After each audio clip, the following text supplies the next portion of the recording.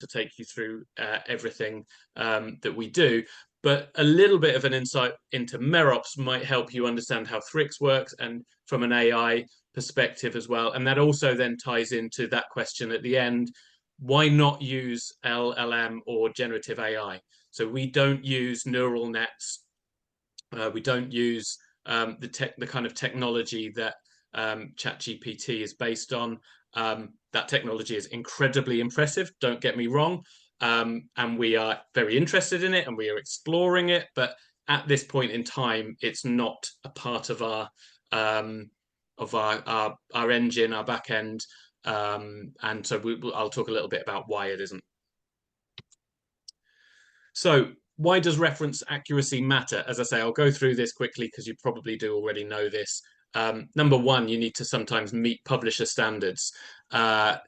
Different publishers will have different requirements. Some will say, oh, as long as it's broadly correct and consistent, we'll sort it all out.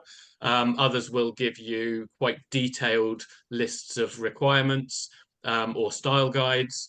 And so meeting those standards obviously avoids rejections or delays to acceptance. It also reference accuracy means that you can avoid revisions and resubmissions. So if, for example, really simple example, your document has a citation with no reference list entry, an editor isn't going to fix that for you because they don't necessarily know, did you mean to cite one of the other references? Are you citing something that's missing? They're going to come back to you. And so removing those delays clearly gets your document published faster. Prevent ethical and legal issues. It's obviously really rare, but documents can be retracted because of misattributed or missing citations. More importantly, there are sort of, it's your reputation. You want to put something out there that's high quality. 4 on the list is write what you intend. So like I say, if there's a reference list that has no in-text citation, sorry, a reference that has no in-text citation, maybe that's not your intention. Maybe you want to, maybe you've forgotten to cite it or something like that.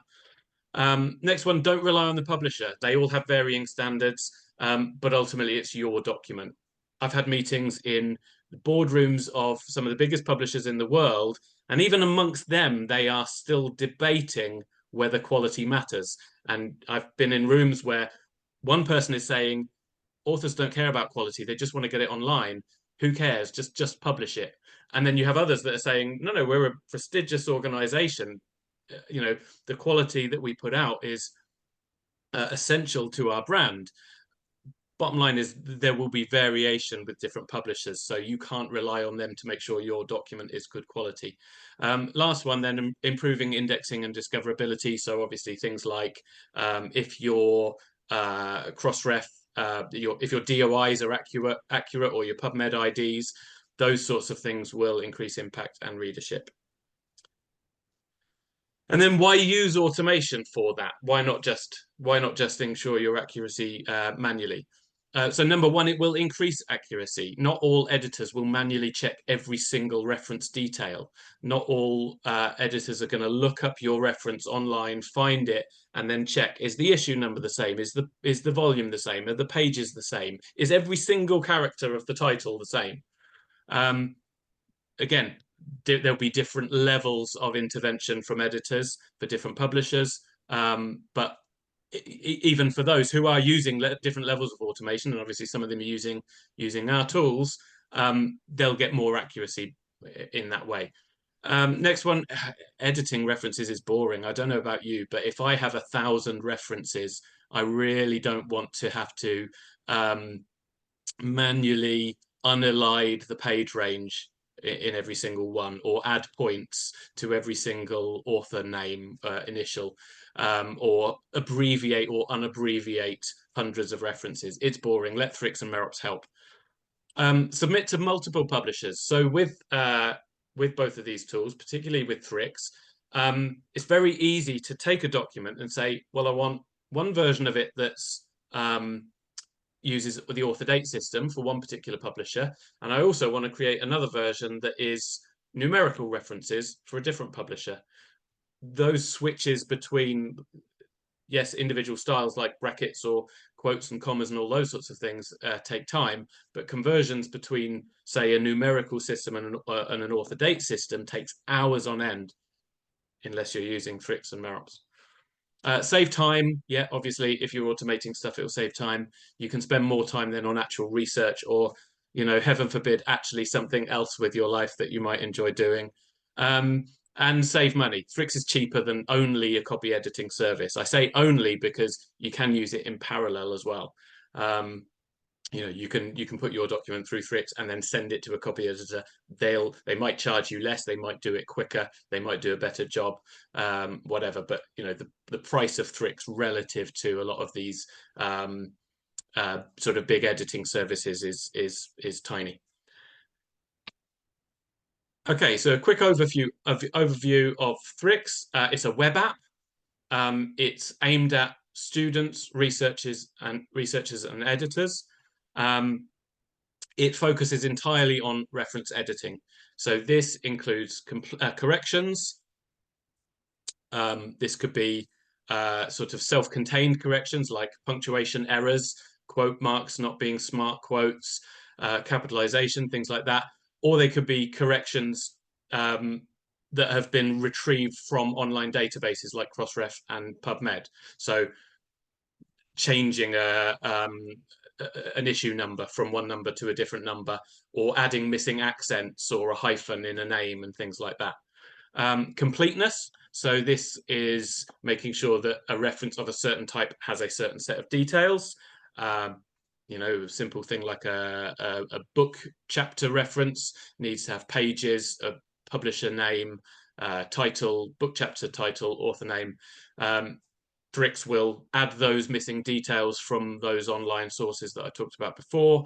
But crucially, where it doesn't know the answer to those things, it will add comments asking you to add those things.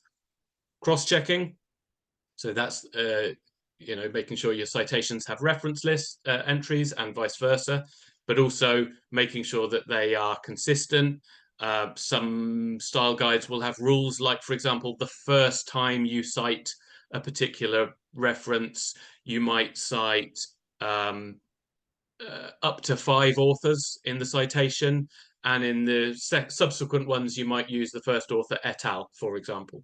And a lot of these rules are also very context aware. So these things might be presented differently when they're in an abstract, when they're in brackets, or when they're not.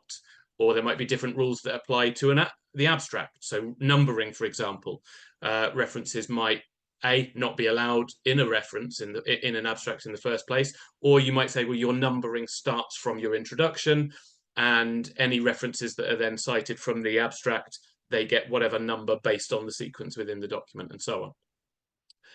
Editorial style, this is a massive one. Thrix applies about 2,000 up to about 2,500 different individual editorial rules. And I don't mean a sort of individual change, but a rule would be, you know, should a thesis title be in quotes or not, for example. And then DOI and PubMed linking. So yes, we're using those databases to make corrections, but we can also add that DOI or PubMed link. So onto Merpos. Merpos is a Windows-based desktop application, but it also has an API as well. So we have customers that automatically process their documents as they are submitted by their customers. It's primarily for editors and publishers, but I will come back to that point in a moment. And ultimately with Merpos, it's everything that Thrix can do with references, but it's also applied across the whole document. So we're talking about the structure of a document, headings, different sections, acknowledgements, and things like that, front and end section, standardizing the affiliations list, the correspondence information, the keywords, the author byline, all of those things, all those same different types of preferences, you know, the sequence of names, the punctuation, what is required in a correspondence list information, and what should be removed from it, and those sorts of things as well. And one of the big differences with Merpos is it's fully customizable, so you can make your own styles, essentially. A little bit about then the connection between these two products. We've been making Merpos for since the beginning. So we've been making web apps for about 22 years. A few years ago, we thought, and we had a small number of large customers, so quite big publishers, service suppliers, and things like that. And we thought, there's clearly a market and a use for a simpler tool that can be used by students and individual authors and researchers and freelance editors as well. And so we sort of stuck Thrix up online without really any instructions, with a very limited number of styles, very, very limited number of features, but it was essentially, here's Merops, but only for references. And we just stuck it up there for free, and let people sort of discover it and get on with it. And we didn't invest in advertising and things like that.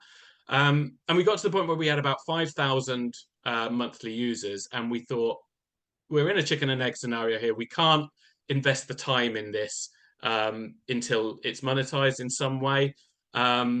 And so we 1 year ago, we added paid subscriptions, and that enabled us to really invest a lot more time into it and start making really regular improvements. So we're regularly adding new styles. I think we've added at least one new style a week for the last sort of month or so. Regularly, making upgrades, adding features and enhancements, and so on. So demos. This is what you guys really want to see, I'm sure, is you want to see Thrix in action. So I'm going to take you to the home page. Let me just log out for a second first. So this is the Thrix homepage. There's this box at the top where you can paste your references in. You can also upload references as well. I'll explain a bit more about that. It talks you through some of the features. And I'll just briefly show you the pricing. I don't mean this in any way to be a sort of sales pitchy thing, but just so that you're aware. There is a free option. It gives you 50 references per month with a limited number of styles. That's really a bit of a trial to allow you to see how well it works, whether it's the right tool for you. The basic option, I'm just going to really quickly switch this to the US. So it's pricing that's a bit more relevant. Same price, but just different currencies, basically. So we do localized pricing in India, in the EU, in the UK, and then everywhere else is dollars at the moment. So for $6.99 a month, you get 250 references, and then you can pay 3 cents per additional reference. With that, then you get the full set of styles and all of the features. And then the Pro is essentially the same, but just better value, a bit more of a higher cost, but better value. So $13.99 for 1,000 references, that's half the price, and then 2 cents per additional reference. And one thing that's really important is that there's no long-term commitment. So we do have people that only have a one-off job. They'll sign up, they'll immediately cancel, and then that gives them that access for the rest of the month. We have other people that sort of dip in and out, and they'll sort of sign up for 2 months, and then we won't see them again for a couple of months, and then they come back again. And then we have professional editors that just regularly use it. I think our biggest users might process maybe almost about 20,000 references a month, something like that. So those are sort of full-time copy editors working for publishing companies. Okay, so I'm just going to then log in. And so it's a nice simple interface. Here's a box. You can paste some stuff in, or you can upload your document. I'll just talk you briefly through the styles drop down. I won't talk you through all of these, but there'll be styles that you're familiar with: APA 7th edition, Chicago 18th edition author date, things like that. There's a few little special styles that just do one thing. So we've got an option to just abbreviate journals with no points, or just abbreviate with points, or just unabbreviate journals, and that will do nothing to your document except change those journals in that way. That was a request from some of our users because we found that sometimes someone might say, okay, well, my style is very close to IEEE, but I want abbreviated journals, for example, or unabbreviated or whatever it might be. So that gives people that little bit more control. And then we've also got just add DOIs and PubMed IDs as well to enhance your content without making any more additional changes. Okay, so let's grab some references and stick them in, shall we? This, out of interest, is my dissertation from 20-something years ago. I have not modified this in any way other than to make it worse, as in I've deleted some stuff, I've introduced some errors and things like that, just to be able to illustrate what Thrix is going to do. So I can paste my references in. Whoops, I didn't mean to click that, sorry. There's a little info button so you can get information on the style. You can see a little preview here, the IEEE editorial style manual, for example. So I'm going to choose, let's choose a common one to start us off with, APA 7th edition, and I'll hit Thrix it. So what happens now in the background is this document gets sent off to our server. It breaks it down into XML, reads through the document top to bottom, then looks things up on PubMed and cross-check and cross-ref. It can then use that information to sort of change its mind about the recognition, and it can be quite flexible with that sort of thing. Then once it's done all of that, it makes all the changes and adds comments, sends it back to you, and here it is. This is now a reference list standardized to APA. It's made track changes that you can see. So there's insertions and deletions. I can just tap that and I can reject or accept individual changes. You don't need to go through everything accepting things. You just reject anything that you don't like, and then at the end you export it, and then you're done. I can just toggle that, so I can click on the output. This is the finished edited result. But you will want to go through the changes before you accept all of them. You know, Thrix is pattern recognition. It's automation. It will not be perfect. I don't claim it will be. Our goal is 99.5% accuracy. We usually hit that, but it does depend on the particular style guide, because some style guides might be more sort of intensive or challenging than others. It can depend very much on the source content. So as I say, when we first started, we were providing a service to, we created Merpos for publishers. As you can imagine, opening Thrix up to students will result in a big drop in quality of the input content. We are currently trying to work out how to stop people uploading full essays and then complaining about the fact that we didn't generate their reference list for them, for example. Or, you know, people might just sort of submit a title or something that it can't really work with yet. We talked about the track changes. The color coding tells you how everything's recognized. It might seem to some people quite daunting at first, but you very quickly get used to this view. I personally find it hard to read a reference list that doesn't have this color coding because I'm so used to it. The color coding is particularly useful when things are not perfect. If things have not been recognized correctly, it leaps out at you, especially things like, you know, for example, you've got the authors at the beginning, and if it doesn't find the authors and you don't see that green at the beginning, then that leaps off the page. Okay, let's go through some of the types of changes. We've got limited time, so I'm not going to talk about every single thing, and hopefully you kind of get the broad idea of what's happening here, but I do want to highlight a couple of things. So we've got some basic standardization, like deleting the PP intro for pages or changing a hyphen to an en dash. Here we've got Thrix adding a DOI. Obviously, it's looked that up and found that online. It's also adding missing initials to each of these authors. So this author, I say this author, it was me. I created this document, but this author had just one initial for each author there. And so Thrix has added those. It standardized the punctuation and the formatting of every element, essentially. On this second one, it's flagged this, saying this title appears to be German. No English translation was found, and there's a helpful link to translate that with Google. Thrix is quite language independent, so it's not alerted this because it's not English. It's alerted this because it's a different language to the document. So if you provided a German document with one English title, it would alert that as well, saying it should have a translation.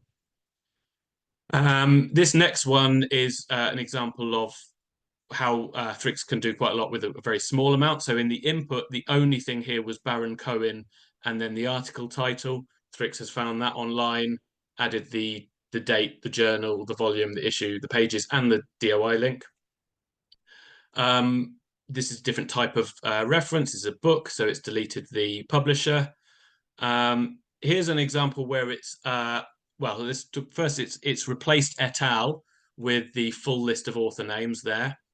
And it's also alerted the title saying the hyphenation of the title differs from PubMed suggestion. And it's highlighted the difference. And it's basically exactly the same, apart from the fact that the suggestion has a hyphen in it. Now, you might say, that's pretty simple. Why didn't it just insert that, that new title with the hyphen? You'll find out why in a moment. So we'll come back to that one. Next two references, pretty simple. This one here, this is the example. This is also saying that this time it says the punctuation of the title differs from crossref. There's a link there, by the way, so I can click that and open that to check that myself if I want to. But look at what it says. It says the punctuation is different from crossref. I'll save you the hassle of interpreting this. All the words are the same, but the colon is in a different place. In this source, it says blah, blah, blah, reliability across studies, colon, a meta-analytic reliability generalization study. The data that is on Crossref says score reliability across, colon, studies a meta-analytic. That is wrong. As I say, I can click this and look it up on the actual website. It's wrong on the website as well. That's not the title of the document. Again, this isn't, I didn't even choose this reference to use this as an example. It just happens all the time that there is metadata errors in Crossref. So that's why we have to be a bit careful with it. We are exploring other options, like, for example, can we cross-check cross-ref's metadata with PubMed's metadata? And if they both have the same error, then you might say, well, okay, fair enough, probabilistic, or same difference. You might say probabilistically, then it is the author that's wrong. But that's an example of where we have to be a little bit careful with some of that sort of stuff. It's also flagged this detail wasn't identified. So I don't know what that is personally. It's a piece of text after the issue number, and I suppose it's the title of the issue, I guess. Recognizing and editing references where everything is absolutely bog standard and normal is super easy. What gets hard is when it is more difficult, when it goes wrong, when it can't be recognized, how do you handle it? And so having those systems in place where we flag unidentified content is really important. Okay, I think that's about it for the interesting stuff there. In this one, we've got an extra bit of text added to the beginning of a title that was missing. And then we've got an author expanded from WHO to World Health Organization. The one thing that you might be wondering is, how does any of this help me convert between author date and numerical, or vice versa, or all the stuff that I said about cross-checking with citations? So I'm going to upload a document to do that rather than just paste. So I can click upload. Make sure I choose the right one. Let's go with, because the source document there is already author date. So let's go AMA, which is a numerical system. Same type of stuff is happening here. It is now recognizing the whole document to find the citations. And it's not just a case of sort of skimming to the citations, because there are all sorts of other clues that can help the recognition of the citations and the references. So, for example, distinguishing between mathematical superscript numbers and citations. Also using things like subject detection to correct capitalization within a reference title. So if you've got a word like, say, the word golf, which is both a sport and a model of car, if you've got a title that's in all title case or all uppercase, knowing I want to make that all sentence case, but what shall I do with golf? It can learn from the rest of the document and things like that. So I'll download the output, open it up in Word.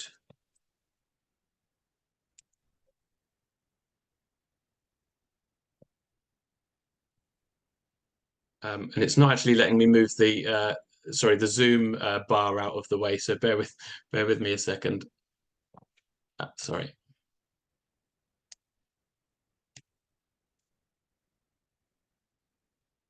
Actually, I can just click OK on it. Sorry, I didn't realize that. Okay, I'm going to hide the format changes because they're just a bit noisy. So this is the output document. As you can see, it hasn't edited the text at all apart from the references.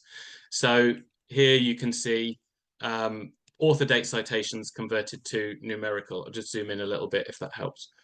It's not just making this change, it's also doing things like correcting the position of the citation relative to the punctuation. It's also identifying, okay, yeah, that's quite easy where it's, you know, brackets, title, sorry, surname, comma, date. This one, it has to find the date in brackets, and then it has to look earlier in the sentence to find a surname that matches the reference list in order to know that that's a citation. And this is quite a good example of how, you know, why we're not really trying to replace human beings. We're trying to help human beings.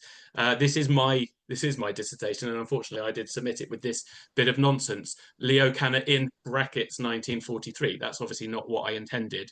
That shouldn't have any brackets on there. Thrix hasn't worked that out though, because it's just focusing on the references. So you know, you could argue that that's made that worse, but it wasn't good in the first place. It's very easy, though, to then just go, okay, I know what I meant there in 1943, like that. So I can just type over that or correct that. And we're just using word features, track changes and comments. So, you know, an output document, there's nothing special about it. You don't need anything installed or anything like that to use it. Okay, so I'm going to skim really fast through this because it's all the same kind of stuff. Here we have an alert, a comment that says, if this is a citation, Thrix and Merpos are always quite humble. I think it's important to be humble.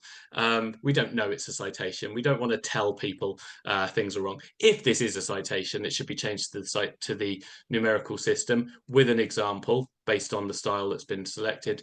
And it says also then, if this is a citation, no matching reference was found.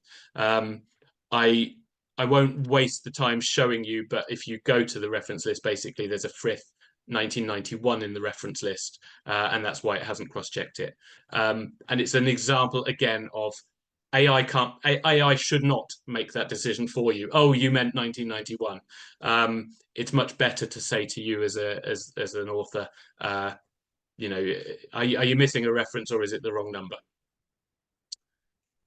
So we'll skim down really quickly and get to the reference list itself. There we go. So now you can also then see that it's sorted them by citation sequence and added numbers to all of them. And this can also be done alphabetically. So it's a little bit rare, but there are styles that say, I want an alphabetized list, but numbers. So you cite the numbers out of sequence based on the alphabetical order. So broadly, lots of the same types of changes have happened. So we've got the expanded title here, but we're doing it in a different style. So for example, no brackets around the date.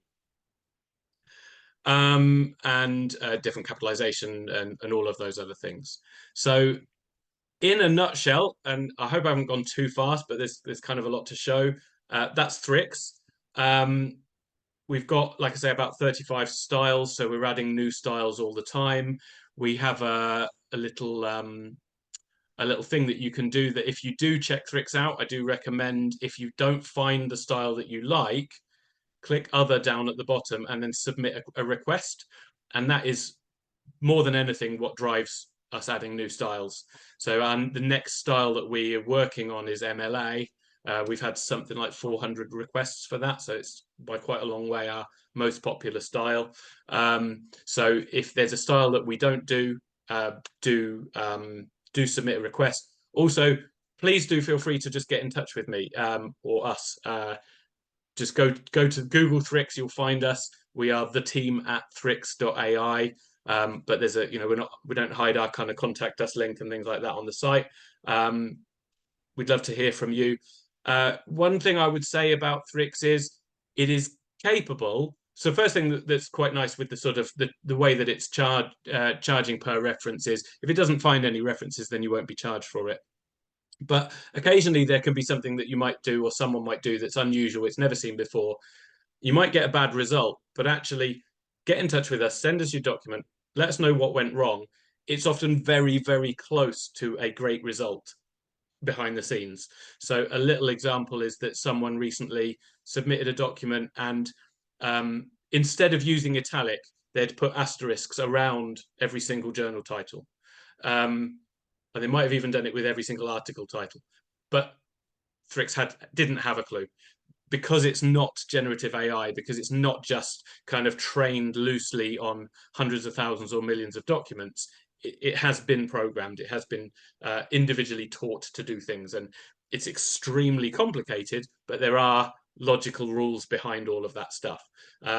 So yeah, sometimes we might say, look, this is why it's gone wrong. Delete all of those asterisks and you'll get a great result. Or we might say, oh, do you know what? We've just fixed that in the back end or improved it and we will reprocess it for you and things like that. So, Roni to introduce the community earlier, and I would love to sort of consider myself a little bit of an honorary member of your community and hear from you and build a relationship. Yeah, sure, we obviously have customers that we don't ever talk to, but some of my favorite customers are the ones that get in touch with us every couple of weeks and say, oh, we love this thing, but it's just got this thing wrong, or they might have suggestions and things like that. So yeah, please do reach out to us. So any questions on Thrix before we go on to Merops? Anything sort of specifically related to Thrix? If you would like to ask, please raise your hands. And I would like to ask you, does it have different languages like Hebrew? Yeah, great question. So as I'm sure you can understand, most of what a reference is sort of translingual, right? A surname, even a title. If a title is a French title, that's still the title. Obviously, numbers and dates and things like that. So Thrix works very well with a set of about 7 languages, including French, German, English, Spanish, Portuguese, Dutch, German. I think I might have missed one, but you get the idea. I'll be totally honest with you, it is not very familiar with Hebrew. It's an example of how I'd love to hear from you guys that might like to get involved. Send us a document and let us sort of use it as a bit of a test and see what happens. Another example of how you might get a really bad result at first, but actually with a very small amount of training, you can get a great result. If you think of a basic document, the letter or introduction to pages, obviously in English might be P. In Turkish, I think it would be, but you know what, I've forgotten. It might be an S or something like that. So some of those really simple things, or just teaching it the Hebrew word for editor or journal and all those sorts of things. So yeah, currently right now, I wouldn't particularly promote Thrix as being great for Hebrew, but as soon as we get some content, then we're definitely happy to explore and make improvements. And no Arabic too. I'm asking to have Arabic. A little bit more Arabic, because we have had a few Egyptian customers. So yeah, a little bit more Arabic, but again, I'd say if you do get a bad result, send it to us and we'll improve it. With Merops, because it's sort of closer relationships with much bigger customers and bigger companies, we have a guarantee that if you're not happy with a result, you can send us the document and we'll give you a better result within 24 hours. We can't really do that with Thrix, but that doesn't mean that with you guys, if you send us something that we're not happy to improve on it and send you a version that's a lot better than what's on the live server effectively. Can you read the last chat from Orna? Yeah, so Orna says, it looks really great, but as far as I could see, most of the items were journal articles, books, and book chapters. I would like to know if the tool is effective in, for example, correcting conference publications. There are several types of conference publications and each has unique rules. Yes, excellent question. Yes, Thrix is pretty good at matching conferences and presentations and things like that. With proceedings titles, we follow the sort of general guidelines of APA, which is essentially that proceedings isn't a reference type of its own, but a proceedings is something that can be published within a journal or within a book or a series of books and things like that. But yeah, conference presentations and stuff like that. So yes, I would say, yeah, it's pretty good at that sort of stuff as well. But also I take the feedback on board that there isn't anything like that in the presentation. So there will be next time I do it. Can I ask you one more question? Sure. About it? Is Thrix connected to Zotero, or do I have to work only on Word? So no, Thrix is not currently connected to Zotero. One of the things that we want to do at some point is connect to it in order to provide not just the 35 styles that we offer, but actually more like, I think it's about 7,000 styles that they've got. We will have some serious work to do to sort of convert the language and the format of their settings files to be able to interpret those into creating a style for Thrix. But it will definitely happen at some point. Thank you. Okay, so if everyone's happy, I'm going to move on to Merops. Yeah. Like I say, this is going to be a real whistle-stop tour, but it's just to give you a bit of an idea. I'm actually, just because I'm looking at the time, I'm not even going to process this document. I hope that you'll just trust me that this is live, because actually, you know what? No, I'm doing a presentation. Let's do it properly. Come on, Joe. Let me just process it. You guys might trust me, but if this is on YouTube, then people might not. Right, here we go. Here's my document. So this is my source file. Let's just go to the top. Okay, so I'm just going to paste that into a new document for now. So this is Merops. This is the toolbar that you get. I'm going to hit process. I'm going to choose Chicago. That will do. And process it. So this is processing about 70 words a second. This is doing all the same recognition as Thrix. The engine behind it is the same engine. It's just that Thrix has been told, no, you're not allowed to edit anything except for the references and the citations. And Merops has been told, edit everything. That said, I always, as you probably get from earlier things I've shown, it's always important to know what the limitations of AI are and things like that. You might have seen there it waiting for Wiktionary. So we do also use Wiktionary for just reducing the number of alerts on unmatched words and things like that. We're not using Wiktionary for corrections and changes and stuff. It's more like a little bit of an assistance for Merops to help it with capitalization choices and so on. So again, I'll hide the format changes just to make things a bit easier to see. I'm going to whiz through this really quickly, but because I'm sure you get the idea by now. But we've got paragraph structure applied. So we've applied a title style here, a different abstract style, things like that.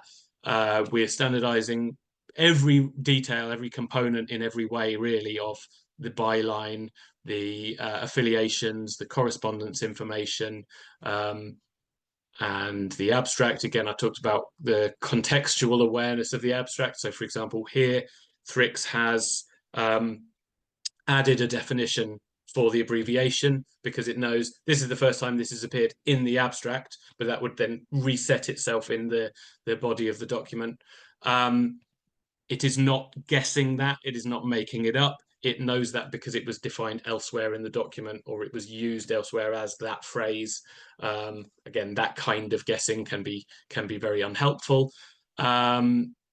Capitalization changes, abbreviations, all the reference stuff as before, switching between UK and US spellings. But again, lots of that stuff is contextual. So here you see the change of behavior. It wouldn't change that inside a quote or in a book title or a reference and things like that. These sorts of things are just corrections, putting in an N dash to Myers-Briggs type indicator. I think there was one particular thing I was going to show you in after a table. Here we go. So here's a table. Okay, that's pretty basic, but it will also switch between tab and TBL and all the other different sorts of standards. It will switch between digits like 2 and Roman numerals and different formatting and so on. It's moved the table caption out of the cells of the table. And then it's also generated a table glossary, again, because it's found that and it has that contextual awareness. It's learned it from the rest of the document. So all of that's going on top of the changes to the reference list, which again is sort of similar to what you'd have seen with Thrix. Very, very briefly, I'm just going to show you the customization of MerOps. There's about 2,500 customizable options. That sounds like a lot. It is a lot. It's also how many you need if you want to start conforming to these big books like Chicago Manual of Style and APA and things like that. In the very early days, we would get a new customer, they'd give us their style guide, and we'd give them like, you know, there'd be a list of maybe 50 different rules that they wanted that we didn't do. So we had to keep adding more and more and more. But it's all organized quite nicely and easily. And, you know, when it comes to making an individual change, let's say, for example, here, document title, do I want the document title in quotes? I can say no, single, double, make consistent, which is detect the most common usage throughout the document and apply that, and then preserve original. And one thing I don't think I mentioned with Thrix is that there is a correct and consistent style, which basically says for everything, for all of the different preferences and different ways of doing things, identify the most common or / best, and there can be a little bit of decision making around that, and then produce a consistent document. And you'd be surprised how many documents look fantastic at the beginning, whether it's a published document, whether it's a document that's just come straight from an editor, and MerOps will still make corrections and finding consistencies and so on. So that's like I say, generally when I'm doing training for MerOps, it might be sort of 1.5 hours going through all sorts of things. So that was the 10-minute tour. I'll just sort of briefly whiz over these kind of different things. So we've got lots of rules around structure. So this is just going to expand that, bear with me. So lots of rules around structure, so front and end section and headings, as I mentioned, but also footnotes and endnotes. Lots of contextual rules, different behaviors in a, you know, like a, let's say, for example, I don't know, you might say United States in general text, but US in a footnote or a table and things like that. So different behaviors in different situations. Language, which includes spelling, punctuation, hyphenation, grammar. And we're not trying to be Grammarly, so we don't do sort of subject verb agreement and that sort of stuff. There's plenty of other great tools that do that, but we have a few grammar rules and sort of alerts on individual words and so on. Abbreviations, non-English, so this can be like italicization of Latin and things like that. Names, that's mostly sort of capitalization of different types of names and formatting. Numbers, so currency, lots of contextual rules there, for example, like expanding into words, currency, or units that are at the beginning of a sentence. Document objects, which we say that's figures, formulae, and tables, and then references, and then a bunch of specialist rules that I won't go into, but You know, you can imagine if you're working in biology particularly, there's going to be a lot of specific rules around biology stuff. So that's a real whistle-stop whiz through Merops. I wanted to finish with just a little bit of a kind of an explanation and a bit more information about why we don't use generative AI, why currently we wouldn't recommend that you do either for this particular task for reference editing. And then I'll take more questions at the end. So let's just resume where we left off there. Okay, so why not use an LLM or generative AI or neural net for reference editing? Firstly, hallucinations. So these are all examples I've sort of had for a while, but I resubmitted all of these requests last night, so they are 100% up to date. Examples of the types of problems that you can face with something like ChatGPT. And again, don't get me wrong, it's an incredibly impressive tool, but I think it has its uses, and I think it has things that it should stay away from personally. So here I said, put this reference in Chicago Manual of Style author date format, and I gave it a reference list, a reference list entry.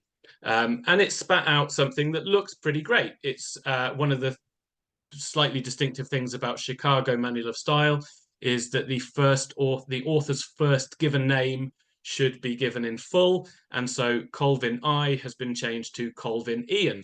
Isn't that fantastic? Except his first name isn't Ian. By a total coincidence, because this is in my this was in my dissertation, this reference, his first name is actually Israel. So but you know, ChatGPT has guessed Ian because, you know, it's been taught to look right. It's been taught to sort of do similar things to what has happened before, and all, you know, this looks like all the other documents. And Ian is a very common first name beginning with I, so why not? Well, obviously we know why not. It's a bad idea. So questionable sources, that ties in with hallucinations, but sometimes that data can come from you know, a total manifestation that appears out of thin air. I've had very interesting conversations with ChatGPT where I've asked it the source of something and it's given me something really interesting, and then I've Googled it and can't find any evidence to back it up. So sometimes it'll be complete hallucinations. Other times it will just learnt it from some other document, and that document isn't accurate. Inconsistency. So this is me creating two windows and asking the exact same question twice, once in each window. Put this reference in APA format. In one of them, it's bolded the author name. Well, that's just completely wrong anyway. But in the same one, it's also added the publisher name, but it didn't do that to the other one. You know, again, impressive, but if it's not consistent, you cannot rely on it. If you run the same document twice with Thrix, you will get the exact same result, barring possibly, okay, you know, the PubMed website was down or something that could affect it, or something like that. But broadly speaking, you get the exact same result. Difficulty handling evolving styles. So I asked it yesterday, convert this to the 18th edition of Chicago Manual of Style.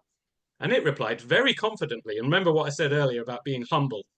There is no 18th edition of Chicago Manual of Style. The most recent edition is the 17th, which was published in 2017. Okay, that sounds absolutely great. But here's a photograph of me holding it in my hand that I took last night. They released that in about September, I think it was, last year. And within about a week, we had that style on Thrix, because all we had to do was go in and change a few settings to say, you know, now they want the publisher location deleted, for example.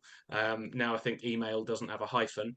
We can just go in and make those little changes, and then that's it done. We don't have to retrain it on huge amounts of more content or anything like that. Limited rule-based enforcement. So where there's a complicated rule, something like, maybe not even necessarily just about being complex, but being very specific. If you've got a reference rule that says when there are when there are 20 authors or more, use one et al. To know that it needs to be 20 and not 19 and not 21, and to also realize that nearly all documents don't have any authors with more than 20. So you can't just learn that by pumping through thousands and thousands of documents. You need to read the style guide, identify, oh, this is a rule, and with Thrix, you simply program in that number. But I say program, I don't mean program. I mean, you just select that number in the drop-down. Higher computational / environmental costs. I won't go into this loads, but I invite you to look into the amount of water and energy that ChatGPT uses just for a very small number of requests. It's using massive amounts of energy and computational power. At the same time as that, there's a slower processing speed.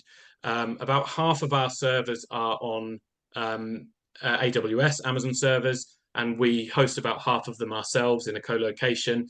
You know, our servers are not big server farms with water-cooled systems and things like that. They don't need to be. Yes, they're more powerful than probably what you've got on your desktop, but we're not sort of brute forcing our way to success by using vast amounts of energy. So that's it. That's the last one I think on the list. Yeah. I'll just stop sharing my screen so that you can, maybe I shouldn't have done that because maybe you've got questions that you'd want to see stuff, but let's open up the questions. Can I ask how much time? Because I know that you said an hour and I got a notification saying I've got 2 minutes left or something. From my point of view, you have me for as long as you want. We'll have some more minutes if someone wants to ask you something, it's okay.